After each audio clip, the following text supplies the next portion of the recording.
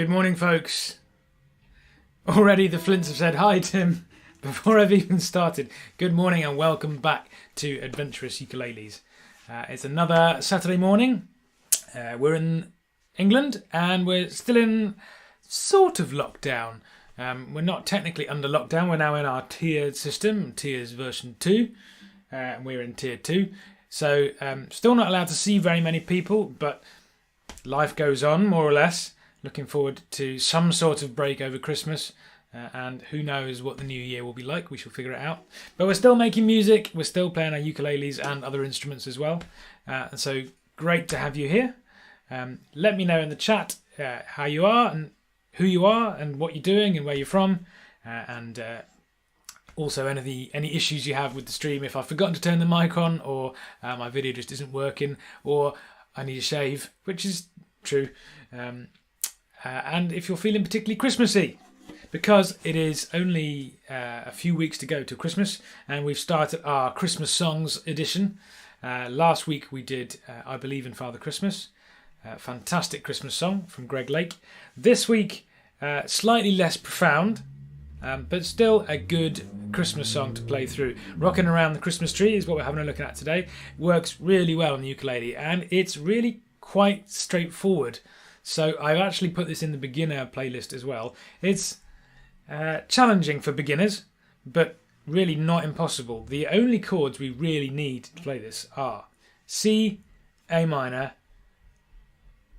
F, G7 and D minor. You can kind of get away without needing the E minor or the A minor major 7 or the A minor 7 or even the D7. There are ways around them that are quite easy. So we'll have a look at that in detail in a minute. Just checking the chat. Rocking around in PPE. I'm assuming that's a reference to face marks. Yes, well, rocking around the Christmas tree in PPE. Rocking around in PPE. Yeah, it kind of works. Hadn't thought of that. Let me hear a video of you guys singing that version. Those of you who are watching later, that was on the chat. I don't know if you can see the chat if you watch this later on, but hey, should have watched it live. Welcome to those of you who are here live. Julia's just said hi as well. Good morning, Julia. So, before we put the chords on the screen and get cracking, let's have a listen to what we're going to play today.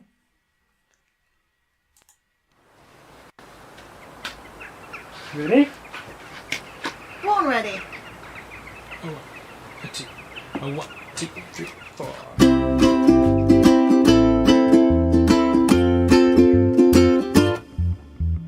Rocking around the Christmas tree at the Christmas party hop.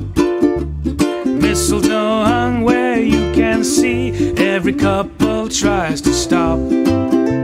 Rocking around the Christmas tree, let the Christmas spirit ring. Later we'll have some pumpkin pie and we'll do some caroling. You will get a sentimental feeling when you hear voices singing, let's be jolly. Deck the halls with the boughs of holly, rocking around the Christmas tree. Have a happy holiday.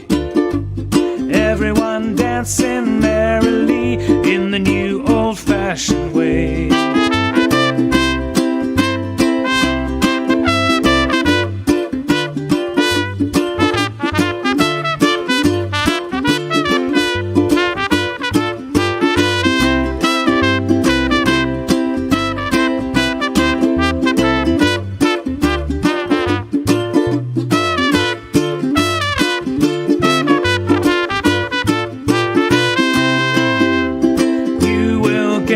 Sentimental feeling when you hear voices singing, let's be jolly. Deck the halls with the boughs of holly, rocking around the Christmas tree. Have a happy holiday.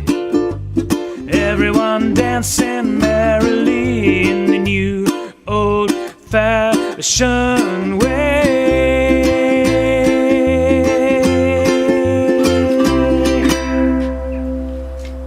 Happy Christmas! Snow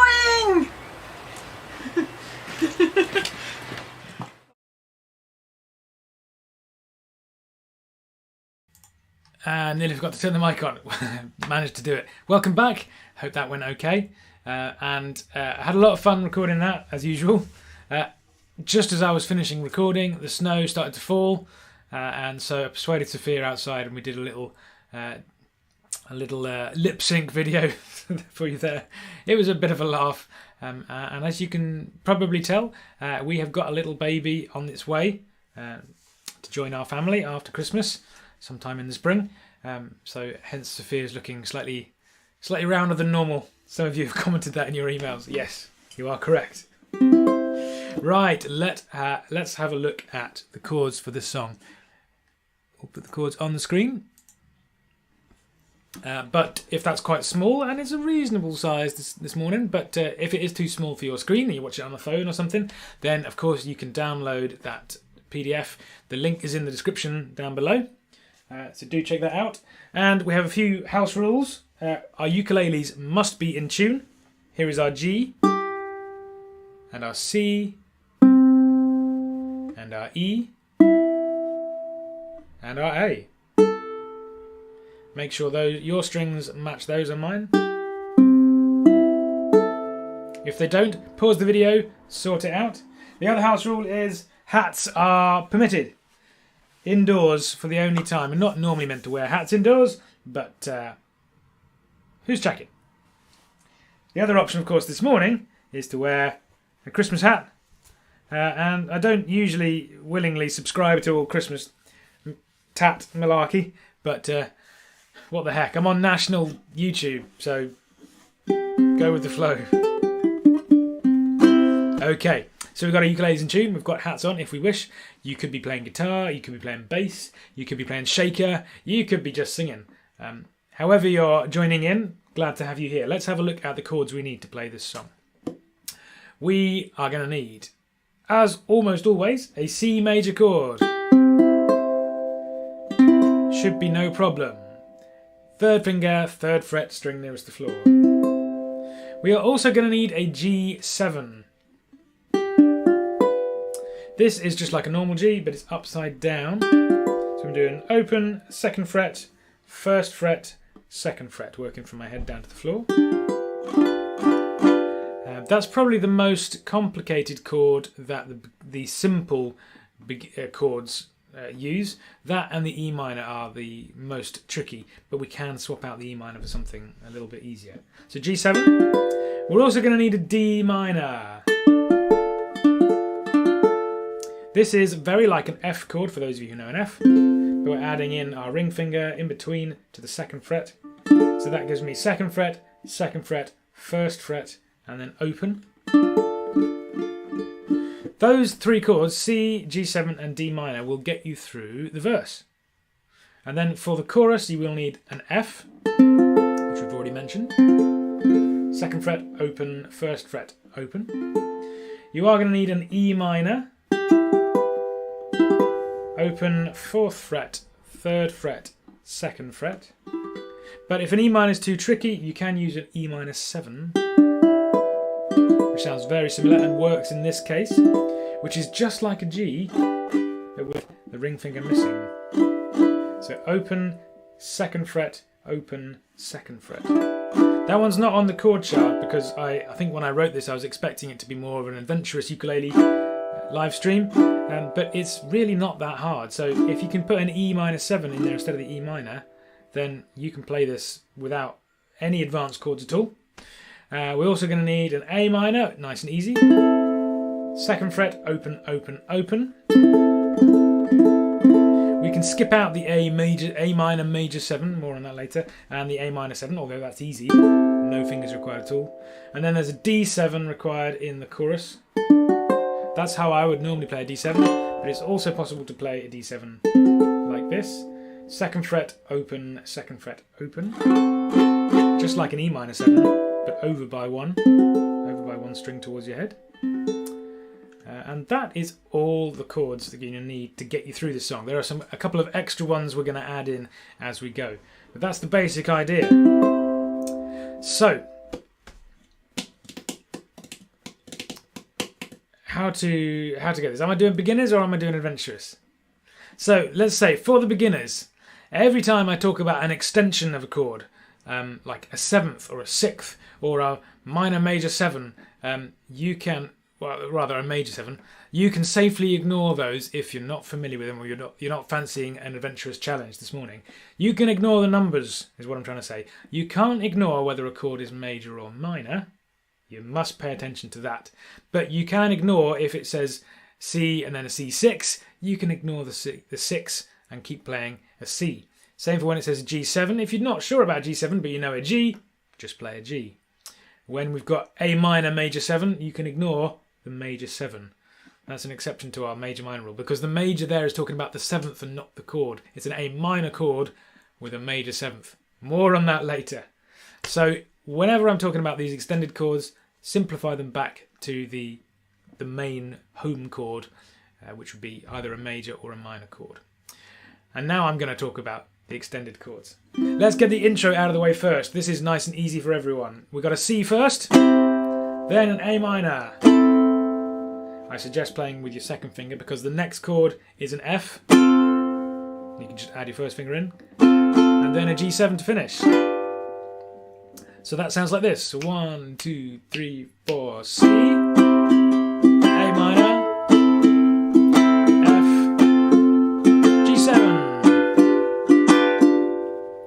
The strum pattern I'm using here is the classic Hawaiian strum, which we use almost all the time on ukulele. It works for most songs, but it actually fits perfectly with the rhythm of this song as well. And that it goes like this. I've written this at the top of your sheet, but most of you will be familiar with this. We start strumming every count, 1, 2, 3, 4, using a downstroke on every number. 1, 2, 3, 4. Those are our downstrokes. In between those, we put the upstrokes, 1 and 2 and 3 and 4, and the ands in between the numbers. But notice they are swung. The ands are not evenly spaced between the numbers. That would sound like this: 1 and 2 and 3 and 4 and. But I've pushed the ands a bit later: 1 and 2 and 3 and 4 and 1 and 2 and 3 and 4. So that's the swing rhythm we're talking about. Oh, it looks like I've forgotten to put that on the sheet. It's a swung rhythm. So that's all of our strokes: down, up, down, up, down, up, down, up, down, up, down, up, down, up, down. But we need to miss some of those out to get this Hawaiian strum. So first of all, let's miss out the first half of the ups. So we're going to go down, down, down, up, down, up, down, down, down, up, down, up, down, down, down, up, down, up, down, down, down, up, down, up. That's kind of half of the Hawaiian strum, but then we need to miss out the middle down as well and put an up after the second down. So we're going to go down, down, up, miss, up, down, up, down, down, up, miss, up, down, up. I could explain this a lot slower, and I have done it in other tutorials. Check out Somewhere Over the Rainbow where we go through this in quite detail. I think it's that one. But if you've been watching for a while, you'll have come across this strum before. We're looking to miss out the downstroke on the third beat of the bar. And the only other stroke we're missing is the up after beat 1.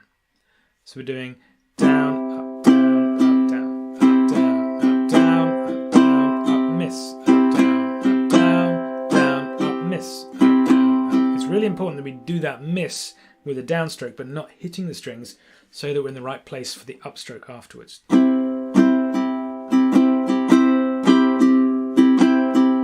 If we do that with the chords, 1 and 2 and 3 and 4 and...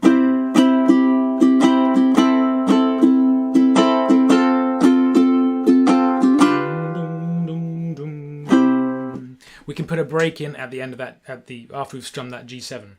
Up to full tempo, a 1, a 2, a 1, 2, 3, 4. And put the break in. Dum, dum, dum, dum. That's our intro. We use that same chord sequence again for the outro, so you'll accept it as a C at the end. So you'll see that again right at the end of the song. Then we're into the verse.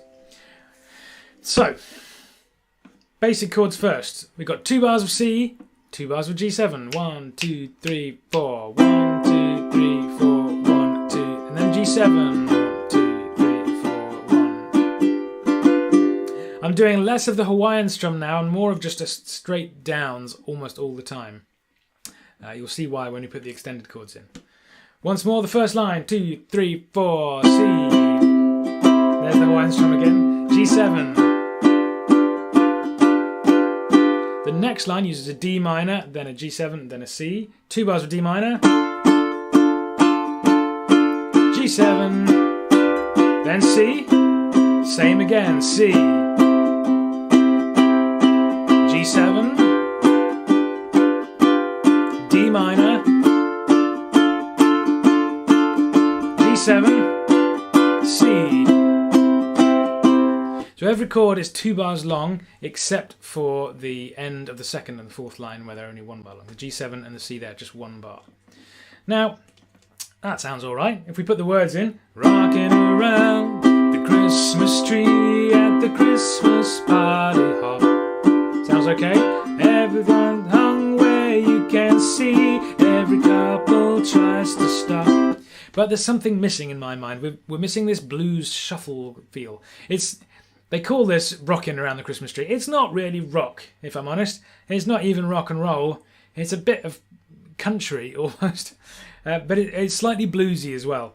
And we need this blues shuffle. And the blues shuffle is what you get when you hear Johnny Be Good or any other blues song you care to name about. There's this...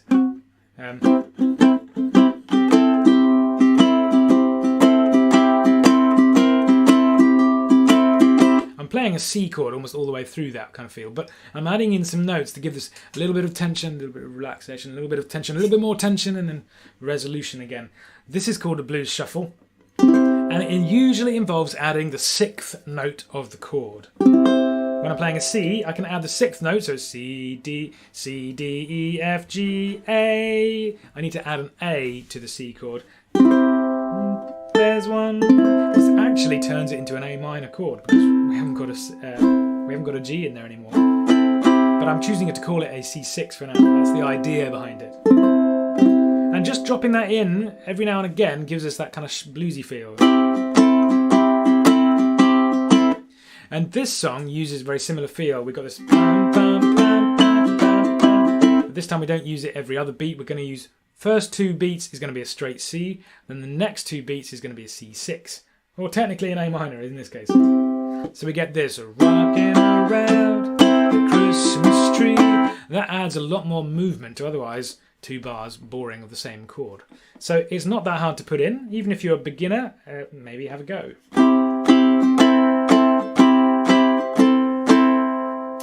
So then we've got the G7. What can we do to this one? You don't have to do anything. I tend to play this one though with a kind of muted strum. So stop the sound, and it gives a kind of punchy kind of feel. And to do that, I'm using my left hand muting technique. So I play the chord, and then I release my left hand. I don't let go of the strings entirely. I just stop squeezing down on them, so the note stops sounding.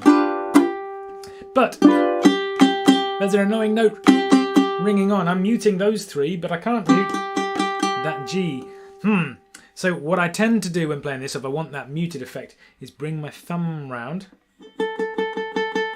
I can bring it round all the way down, so I'm pressing down on the 2nd fret of the G string. A little bit frowned upon by classical guitarists. Perfectly okay in the ukulele world. That actually gives me a G9 or a D minor 6, and you'll see a D minor 6 written in the chords later on. Why are we using it now? It says G7, Tim, not D minor 6. Well, this is the trouble with this song. Labelling the chords is quite hard. The name for every chord is just that, a name. What we're trying to say is play these notes. But we've only got 4 strings on the ukulele. There's only so many ways we can play the notes. So is this a G7 or a G9 or a D minor 6? Well, the answer is it's all of them. D minor 6 and G9 have almost the same notes in. Technically, this has the notes of a D minor 6, but if we could add another G in there, it would be a G9. But it feels very like a G7. These are just labels to try and give an idea to the musician, that's you, what harmony is going on in the song at that point. So the label there is a G7, that's the main chord I want to hear, but I can add in that 9th for the G7, and it helps me with that muted strum. So now I can mute all the strings, and I get a nice punchy effect. If I combine those 2 techniques for that first line, we get this. 3, 4, rocking around the Christmas tree the right words. Christmas tree at the Christmas party hop. And you get that nice kind of chuggy feel, just to emphasise, well, at the end of the line if you want. Then we've got the D minor line. And we start with the normal D minor. Mistletoe. Then I've got D minor 6. Hang on, didn't we just talk about D minor 6? Yes, we did. You can see that written in your chord chart. It's the same chord we just talked about. There's lots of ways of playing this. If you've been playing a D minor, you can drop in your little finger. You're basically playing then the G7 with that extra note. But this time you're thinking of it as a D minor with an extra note. The D minor with the 6th. 6th on D minor. D, E, F, G, A, B. We need a B, and that's a B. So we're adding in... Technically that isn't D minor 6, but it's almost better thought of as a G9, because if you're playing the bass, I reckon a G bass note works better there. Andy. And any other bassists watching, or bass ukuleists even. So I've written it as a D minor 6 because that's technically the notes that I'm playing in that chord. But if you're playing bass or want an underlying harmony, I reckon a G9 might be a better interpretation of it. But they're just labels. What matters is the feel of the song. So we do that D minor 6 in that second line. Mistletoe hung where you can see. It almost matches the tune. Mistletoe hung where you can see. That 6th is just in the melody there. Then we go to a normal G7. Every couple tries to... Back to a C. Stop. You could even put that C6 in that bar of C. And then carry on with it. So let's do that whole verse then with those extended chords. But remember, you don't have to do the extensions. Stick with the beginner chords if you would rather. A 1, a 2, a 1, 2, 3, 4. C, C6, C, C6, G7 with the mute. If you want, make it a G9. D minor, D minor 6, D minor 6, G7, C. Complicated pattern it feels like on paper, but I'm not moving my fingers very much at all. The way I often play that D minor section is to play a D minor, then play the G7 with my thumb down. I don't know why I play it like that. There's way more movement than required. But I like the feel, the way it works. If you prefer playing the D minor and then use your little finger, or you could even play the D minor with the thumb, and then it's only moving that finger. 3 different ways of playing that D minor section. But what you'll notice is that the G7 shares a finger with the D minor. Whichever way you play it, that first finger is going to stay where it is. So make the most of that when you're changing chords quickly. Keep that finger down where it is and swing your other fingers around it. Okay, here's the whole verse. So 1, 2, 3, 4. Rockin' around the Christmas tree at the Christmas party hop. Mistletoe hung where you can see. Every couple tries to stop. Rockin' around the Christmas tree, let the Christmas spirit ring. Later we'll have some pumpkin pie and we'll do some caroling. Good. All right. That is the verse, and we do that again for the final verse, as we'll see. Then we get to, for want of a better word, the chorus. It doesn't particularly feel like a chorus. It feels more like a bridge, but it comes back twice, so let's call it a chorus. We start with an F. 2 bars of F. 2 bars of E minor. That's probably the trickiest change in the song. F to E minor. There's no common fingers going on. Might be worth practicing that one. It's not that hard. It's a very good skill to have to get to that E minor quickly. There is an alternative. We can play an E minor 7. It doesn't really make the change any easier. F to E minor 7. Whichever fingers you use. That E minor 7 is a little bit easier to play, but it's not particularly any easier to get to from an F. But it may make your life easier. So use that if you need to. Then we've got my favourite bit of the song. We've got A minor. Easy chord. But then halfway through that bar, we drop it to an A minor major 7. Ready for this? horrible chord. Sounds like I've made a mistake. Just over and over again. If I play it enough, you think, no, he's got it right. It sounds horrible when it's played on its own, out of context. That chord is crunchy. It's actually the Bond chord. I keep thinking I hear someone at the door, but I don't. The James Bond chord. Da, da, da, da, da, da. It doesn't sound so good on the ukulele, but if you do it on a 7-string guitar, that's what they use to record it. What is an A minor major 7? Why have we got minor and major in the same chord? Well, it's an A minor chord, which consists of the notes A, and then that's the first. And then the third of the chord is C, and then the fifth of the chord, which is G, E,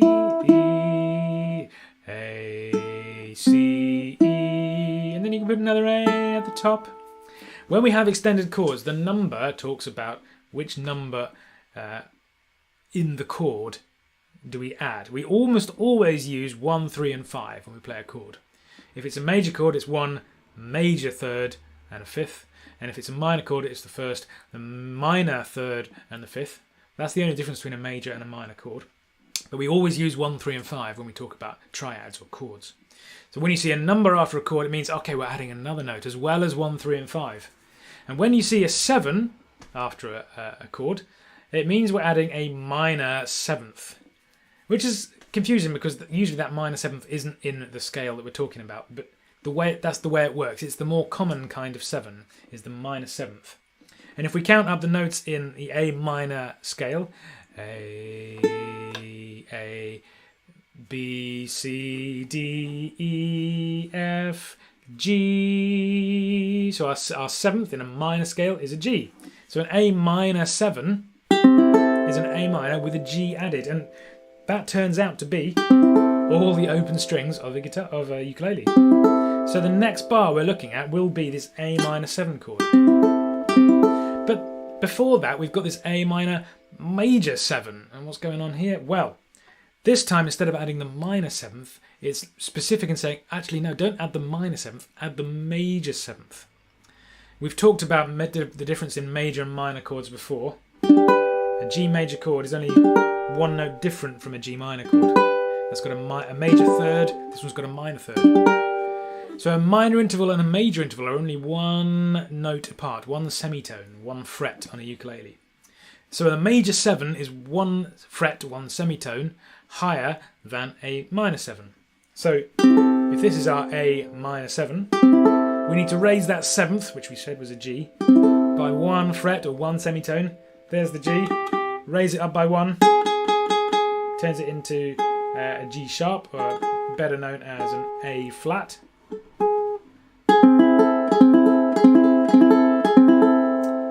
And we add that in there. And it sounds horrible in context, but when you do it in sequence, it works quite nicely. Here's the whole sequence here. A minor major 7, A minor 7. And we've got this descending line.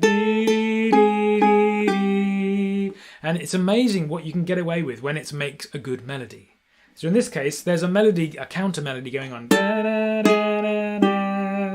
That makes those chords fit nicely together because it's a logical, easy melody to sing. It all makes sense.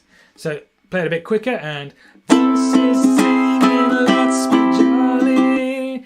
It's a really subtle chord change underneath there, but I think it's magic. And it's easy to play on the ukulele. 2nd fret, 1st fret, 0 fret, all on an A minor chord. So let's do those 2 bars. 1, 2, 3, 4. Boys, play the right note, Tim. 2, 3, 4. Voices singing, let's be jolly. My favourite bit of the song. Then we've got a D7 chord. Deck the halls with, and then a G7. Boughs of holly. That D7 can be tricky. On the right hand side of your page you've got the adventurous chords. That's how I've written the D7 up here. I play it with a bar all the way across the 2nd fret and then 3rd fret on the A string. You can also do it with all 3 fingers like you'd normally play a D perhaps, and then use your little finger to play that 7th. And remember, we know what the 7th is now. It's just a D major chord adding in note number 7. D, D, E, F sharp, G, A, B, C. Oh, there it is. There's that 7th. The other way of playing a D7, though, a bit easier to play, doesn't sound as good in this context, is like this. We talked about it briefly. It's a D major chord with the C string open. That gives the same notes. It's technically an F sharp diminished chord. There's no D being played, so we can't really call it a D7, but it gives the same idea as a D7. So use that one if you'd rather. Let's do that whole second line of the chorus. 1, 2, 3, 4. Voices singing, let's be jolly. D7, deck or deck the halls with G7, boughs of holly. I prefer this one because it gives you a brighter sound. It sounds more 7th-y. The 7th is higher up, so it's a bit more easy to hear. Down here, the 7th is the lowest note we're playing, so it gets a little bit lost in the sound. The voicing of a chord is quite important. So the whole chorus sounds like this. So 1, 2, 3, 4. You will get a sentimental E minor feeling when you hear A minor. This is A minor major 7 singing, let's be jolly. Deck the halls with boughs of holly. I'm putting a break in of the D7 and on the G7. You can either break entirely, stop the sound, or you can hold it. Deck the halls with boughs of holly. Whichever one you prefer. Then we go back to the verse. We just check the chat. All well there. So we've done all of the verse and we've done all of the chorus. How are we doing on time? 10 to 10. It's an easy one today. We've virtually finished the song, folks. So we go back to the verse and it's the same chords again. But the second half of the verse is an instrumental. In the original recording and in the video that I did earlier, they double the second half of the verse. You actually play through the chord sequence 3 times. So we do C, G7, D minor, G7, C, C, G7, D minor, G7, C, and we do it again, C, G7, D minor, G7, C, because the instrumental is twice as long as I've written it on this sheet. On the sheet it looks like just the second half of the normal length verse is the instrumental. They actually double it. So watch out for that if you're playing along. You stick on the verse for longer than you think. But the instrumental is just the verse chords all the way through. I had a bit of fun transcribing the big saxophone solo and trying to do it on the trumpet. My chops aren't what they were. I haven't been practicing enough, but I managed to get a few, after a few takes coupled together, I managed to get something that sounded all right. Next time, do better. So it's quite fun to do a little vocal solo there if you don't know, if you haven't got a saxophone player with you or a trumpet player or anything else, or give someone a kazoo and do a kind of instrumental break. You can go a bit crazy. There's some good rhythms in that solo. If you would like a transcription of the solo, do let me know. I did do one for my trumpet, so I can easily send it to you. It may not be that easy to play on the ukulele or any other instrument, but you can have a go. So let me know by email or in the comments if you want that transcription. I might put it in the description, in the video description. I haven't done yet. Right, so we do the whole second verse with the solo. Then we do another chorus. And then the second time we finish the chorus, we're already nearly at the end of the song. We go to the final verse, which is very similar, but it's got a little wrinkle at the end. Starts off like this. Rockin' around the Christmas tree, have a happy holiday. Everyone dancing merrily in the new old-fashioned way.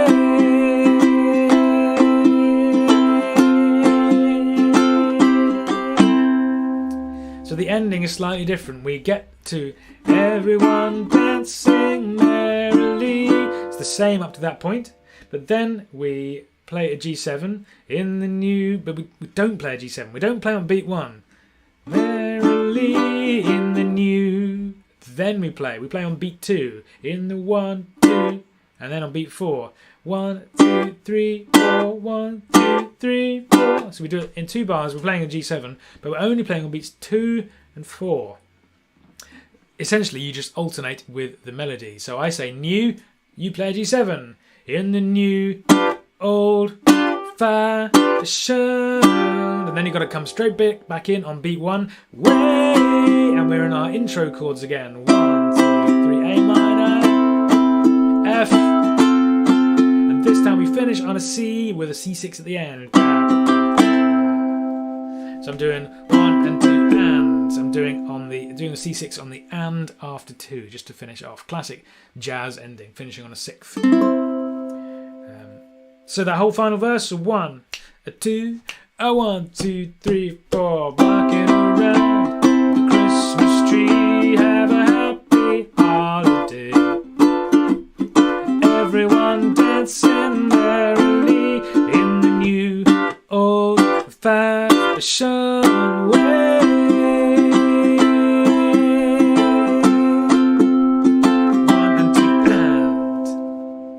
So if you're doing downs and ups, then that last strum will be on an upstroke. Watch out for that. Right, what else is there to say? I mean, we're really early. It's not even 10 o'clock yet, and we're nearly ready to play through the whole thing. So let's do this. I've talked a little bit about extensions to chords and labelling of chords and how the names are just guidelines of trying to tell you what notes are in there. It would take ages if we wrote out the notes for every chord. Instead of writing a C, if I wrote C, E and G every time, it gets really confusing. They used to write chords with numbers back in classical era. They called this figured bass. They'd write the bass note and then they'd write the intervals above it, which you're meant to be playing. So they write a C on the stave and then they'd write 1, 3 and 5. But the 1 was already given, so they wouldn't bother writing the 1, so they'd just write 3 and the 5. But then after a while the people realised it's always 3 and 5, so let's not bother writing anything.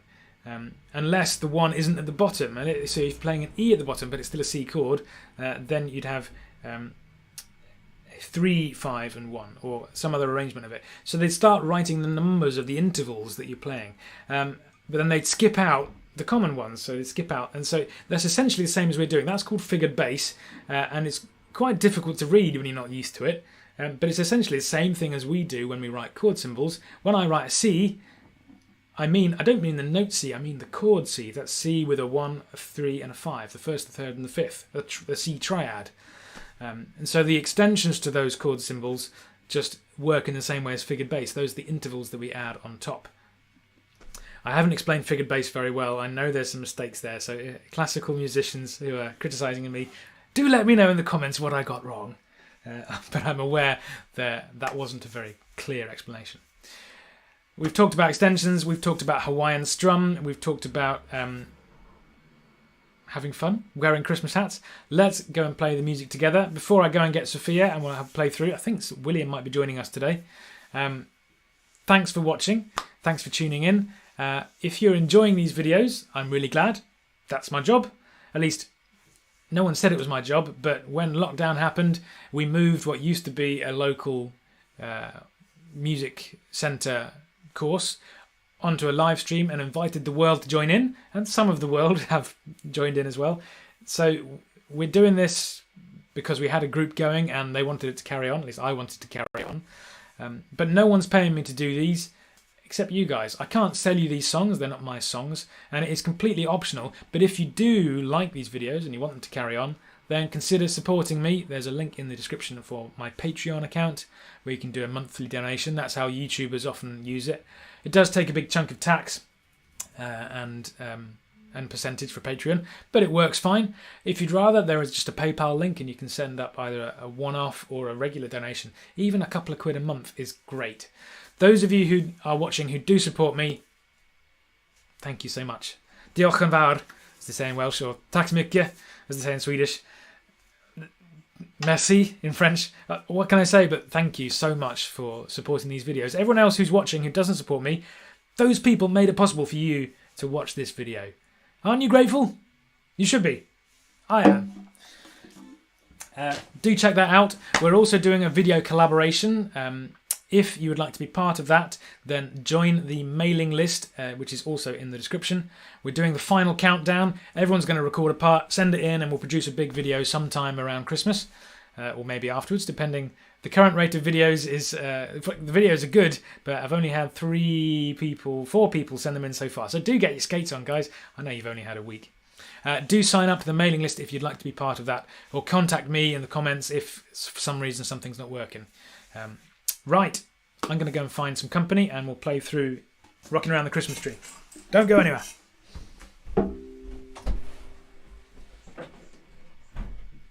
Yeah?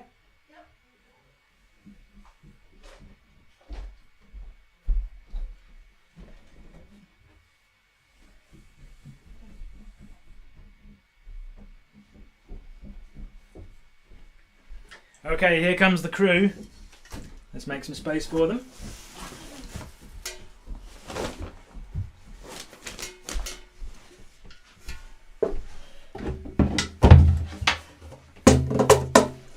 There you go, William. You on the cajon today? Yeah. And Mr. Reindeer. You got Mr. Reindeer on. Fantastic. That's very appropriate. I've got my Christmas hat on. It might be a bit small. That's okay. Or is that mine? Right. Thank you. So I'm just off the camera there. You might have to budge up a bit there. I'm going to be really loud because I'm in your minds.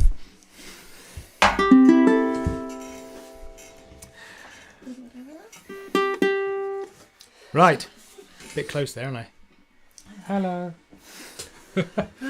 This is Sophia and William, my beautiful family, and as you may have spotted in the video, we have little Baba coming to join us sometime next year. We hope and pray. So, are you ready, William? Yeah. Are you ready, Sophia? Yes. We practiced this extensively. As always, of course. You'd never do a performance unrehearsed, would you, Tim? Are you ready? Yeah. A 1, a 2, a 1, 2, 3, 4.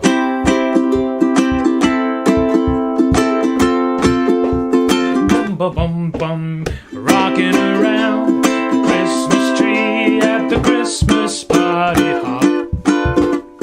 Mistletoe hung where you can see, every couple tries to stop. Rocking around the Christmas tree and the Christmas spirit room. Later we'll have some pumpkin pie and we'll do some caroling. You will get a sentimental feeling when you hear voices singing, let's be jolly, deck the halls with the boughs of holly, rocking around the Christmas tree, have a happy holiday. Everyone dancing merrily in the new old-fashioned way. Solar!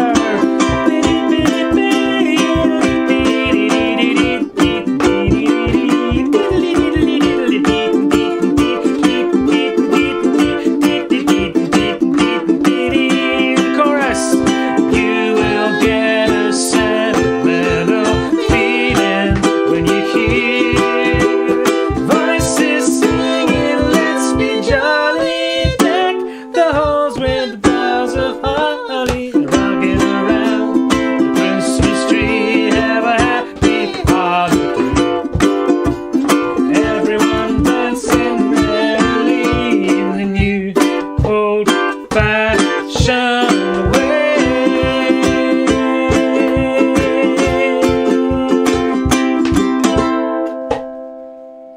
Yeah, good one. I can do real high fives with my family. With my pupils, I have to do virtual high fives. Guys, thank you for joining us on a wet Saturday morning. Yesterday it was snowy and very Christmassy, as you saw in the video. We made the most of that. I hope you guys did too, if you weren't stuck in work or school. And thank you for watching, and we'll do one more of these before Christmas and the New Year. So tune in next week for the last one of 2020, and watch this space for updates on the collaboration and what we'll do next year. I have no idea what we'll do next year, but watch this space. Thanks for joining us. See you soon.